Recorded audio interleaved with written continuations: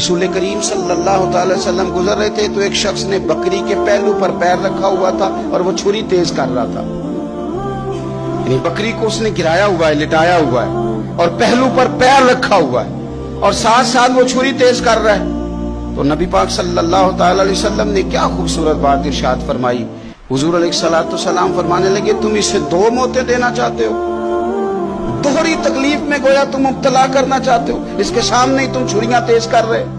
हुजूर फरमाने लगे, दो मौतें देना चाहते हो, चाहिए था कि पहले से ये सारे औजार तुम्हारे तैयार होते तो उस दिन किसी इमरजेंसी का शिकार ना हो। 3 दिन शरीयत ने इसीलिए तो रखे थे, इसलिए तो वक्त रखा था। आप इस तरह का कोई माहौल ना बनाए जिससे जानवर को भी तकलीफ हो, अजियत हो।